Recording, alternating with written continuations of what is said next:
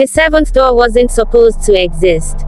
I swear, when I first walked into that house, there were only six. Six doors, just like I'd been told.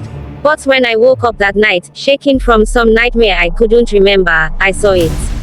A seventh door, standing wide open at the end of the hallway, pitch black inside. I should have run. I should have left that cursed house right then. But I was too curious, too stupid. And now, I can never forget what I saw. It started with a funeral. My uncle Oseki had passed, and since I was his closest living relative, it fell to me to travel to the village and sort out his things.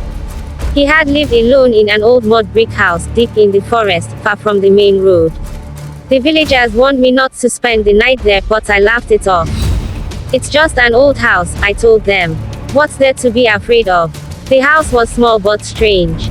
It had 6 doors, 2 in the sitting room, 3 along the hallway, and 1 at the end. They were all closed when I arrived, heavy wooden slabs with carvings I didn't understand. I opened each one, peeking inside. The first was the kitchen, the second a store, the third a bedroom, the fourth another bedroom, and the fifth and sixth were locked. I felt uneasy, but I told myself it was just the loneliness of the place. After arranging Uncle Oseki's belongings, I lit a lantern and lay down to sleep in one of the bedrooms. That's when the nightmare came. I don't remember the details, only that it left me drenched in sweat and gasping for air. And when I opened my eyes, I saw it. The seventh door. It wasn't there before. I would have noticed. It stood at the very end of the hallway, a dark wooden frame with strange symbols carved into it.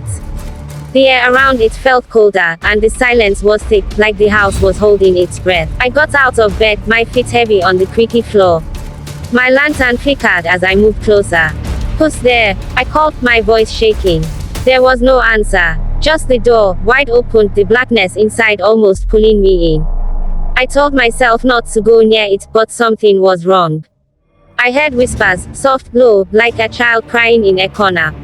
It wasn't coming from the door, it was coming from behind me. I turned, and the hallway was empty. When I looked back at the door, there was a faint light inside now. A dim, reddish glow, like embers dying out. My legs moved on their own, dragging me closer. Inside the seventh door, there was a room. Not like the others. This one was huge, far bigger than the house could hold. The walls were covered in blackened carvings of faces, faces twisted in pain, mouths open in silent screams. In the center of the room stood a wooden stool. On it was a clay pot, cracked and leaking something dark and thick. I wanted to run, but my feet wouldn't move. The whispers grew louder, filling my head until I thought I'd go mad. Then, I saw it, a shadow. It wasn't human. It had no eyes, no face, just a shape that moved like smoke, calling around the stool, reaching out for me. The lantern in my hand went out, and I screamed. When I woke up, it was morning. The seventh door was gone. The villagers found me sitting outside the house, shaking, unable to speak.